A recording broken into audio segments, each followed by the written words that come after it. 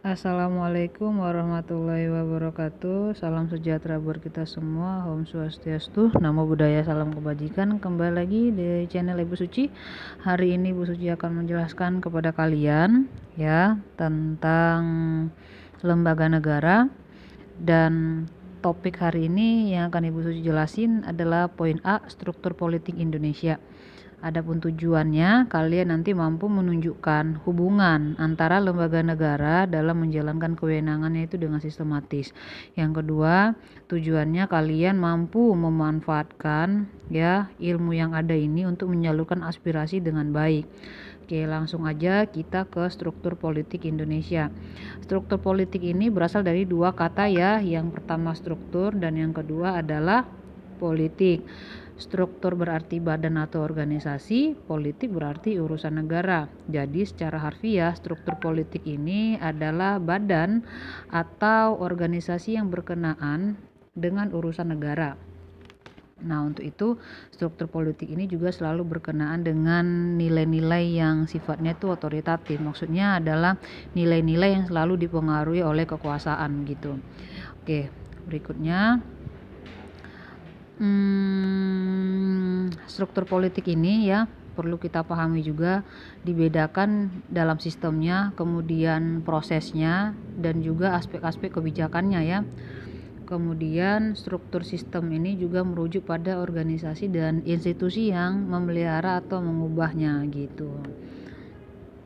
Ya, paham ya, maksudnya struktur politik ini kita bedakan dari bagaimana sistemnya, bagaimana prosesnya, dan bagaimana aspek-aspek kebijakan yang dilakukan gitu. Kemudian struktur sistemnya juga ya merujuk pada bagaimana organisasi dan institusinya itu memelihara dan mengubah struktur politik gitu ya.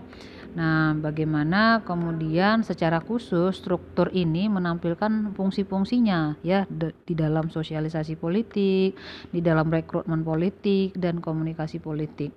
Nah, karena apa? Karena ketiga fungsi itu, fungsi sosialisasi politik, rekrutmen dan komunikasi ini hampir selalu ada di dalam sistem politik begitu ya.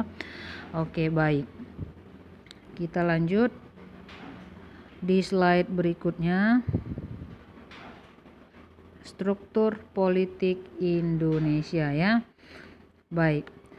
Suprastruktur politik. Nah, suprastruktur politik ini disebut juga sebagai bangunan atau mesin politik atau lembaga politik dalam membuat keputusan politik yang sah. Artinya lembaga tersebut ini ya bertugas dalam mengkonversikan input atau tuntutan dan dukungan, kemudian dari hasil tuntutan dan dukungan ini menghasilkan suatu output berupa kebijakan publiknya begitu. Karena struktur politik ini juga ya adalah berkaitan dengan lembaga negara. Nah, lembaga negara nanti di slide berikutnya gitu ya. Karena ia adalah bangunan politik yang sah, artinya lembaga-lembaga politik itu ada di dalam Undang-Undang Dasar 45. Nah, itu dia. Oke, kemudian infrastruktur politik ya. Infrastruktur politik ini adalah mesin politik masyarakat yang terdiri atas beberapa kelompok yang dibentuk berdasarkan kesamaan sosial, kesamaan ekonomi, tujuan, dan kesamaan lainnya. Oke, kita coba ya ke lembaga negara supaya kalian paham yang mana bagian dari suprastruktur politik dan infrastruktur politik. Baik. Lembaga-lembaga negara yang ada di slide ini adalah lembaga negara menurut UUD 45 ya. Nah, yang pertama coba perhatikan ada DPR ya. DPR, MPR, dan DPD ini menjadi komponen legislatif. Perlu dipahami ya. Komponen suprastruktur politik ini ada 3 ya, komponen legislatif, eksekutif, dan yudikatif. Nah, kenapa legislatif, eksekutif, dan yudikatif? Karena di sini legislatif berfungsi membuat undang-undang, eksekutif berfungsi menjalankan undang-undang, dan yudikatifnya mengawasi kinerja keduanya kan.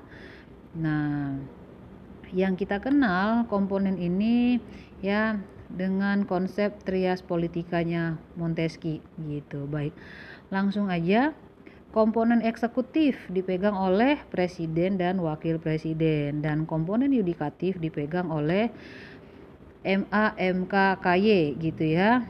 Kemudian ada BPK juga sebagai Badan Pemeriksa Keuangan.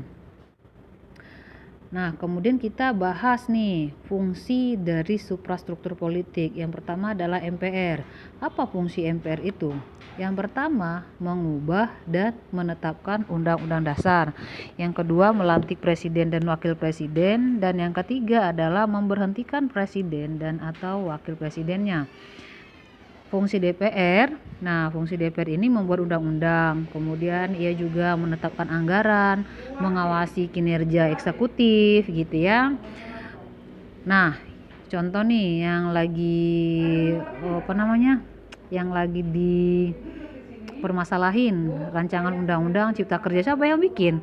DPR kan. Nah, itu dia ya. Jadi paham ya, fungsi DPR membuat undang-undang, menetapkan anggaran dan mengawasi kinerja eksekutif. Selanjutnya DPD. DPD ini fungsinya mengusulkan undang-undang. Yang kedua, membahas rancangan undang-undang. Yang ketiga, mengawasi pelaksanaan undang-undang. Kalau DPD ini lebih kepada bagaimana ia mengusulkan undang-undang terkait otonomi daerah ya.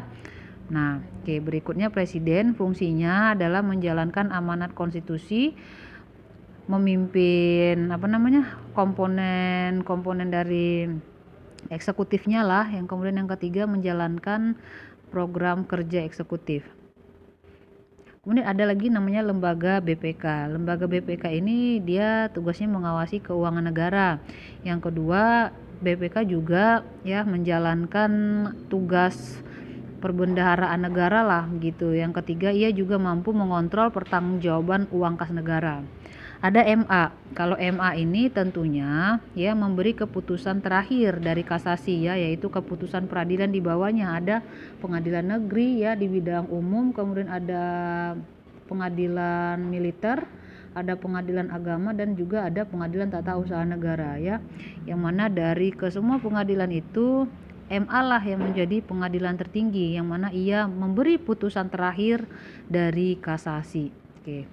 Kemudian MK, ya MK ini fungsinya menguji undang-undang terhadap UUD 45. Yang kedua, ia memutus sengketa kewenangan lembaga negara. Kemudian ia juga memutus perselisihan hasil pemilu, dan ia juga punya fungsi ya untuk dapat membubarkan partai politik. Berikutnya adalah KY. KY ini fungsinya ia mengusulkan pengangkatan hakim agung. Ia juga menjaga martabat hakim. Kemudian ia juga punya fungsi untuk meningkatkan kualitas hakim gitu ya. Nah, ini adalah lembaga-lembaga negara atau suprastruktur politik, yang artinya menjadi mesin politik yang sah, yang diatur secara baik di dalam UUD 45. Lalu kita ke slide berikutnya. Infrastruktur politik.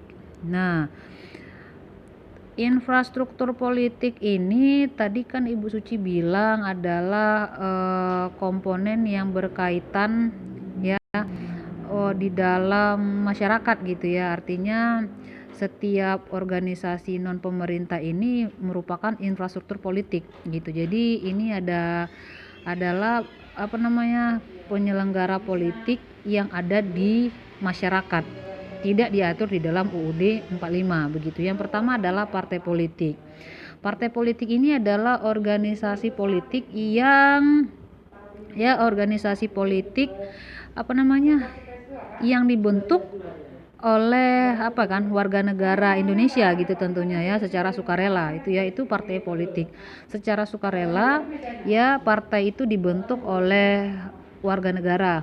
Partai politik ini juga bisa berbentuk berdasarkan kesamaan kehendak dan cita-cita ya. Jadi karena punya cita-cita dan punya kepentingan, lalu kemudian kelompok warga negara ini membentuk partai politik. Kemudian ada kelompok kepentingan atau interest group. Nah, kelompok kepentingan ini adalah kelompok yang tentunya memiliki kepentingan dalam kebijakan politik negara ya. Kelompok ini juga bersedia tentunya ya menghimpun, mengeluarkan dana serta tenaga untuk melaksanakan kegiatan politik yang biasanya ada di luar tugas partai. Nah, contoh kelompoknya ini adalah LSM, Serikat Buruh, gitu ya. Yang hari ini demo itu bagian dari kelompok kepentingan dan ada juga bagian dari kelompok penekan. Apa itu kelompok penekan atau pressure group? Yaitu kelompok yang memiliki tujuan untuk mengupayakan ya untuk memperjuangkan keputusan politik berupa undang-undang atau kebijakan publik. Artinya di sini mereka ingin mendorong agar peraturan dan kebijakan yang dibuat itu sesuai dengan keinginan kelompoknya. Itu kelompok penekan. Dan mereka ini ya, kelompok penekan ini tidak segan nih untuk melakukan demonstrasi. Bahkan aksi mogok ya untuk apa? Mencapai tujuan mereka. Dan kelompok penekan ini biasa dilakukan oleh contoh mahasiswa, kemudian ada kelompok 212, 414 dan lainnya. Nah, itu kelompok penekan ya. Nah, dan kelompok penekan ini biasanya sifatnya itu hanya sementara begitu ya. Dan yang keempat adalah media komunikasi politik. Media komunikasi politik ini adalah alat komunikasi politik ya, yang mana di sini seseorang atau kelompok menyampaikan segala informasi dan pendapat politik itu secara tidak langsung gitu ya kepada masyarakat. Yang mana komponen atau media komunikasi politik ini diharapkan mampu mengolah, mampu mengedarkan, kemudian ia mampu menggiring gitu ya, mampu menggiring aspirasi masyarakat. Karena media komunikasi politik ini juga bisa berupa media cetak, juga media elektronik. Kita bisa akses dengan menggunakan Android dan lainnya gitu ya.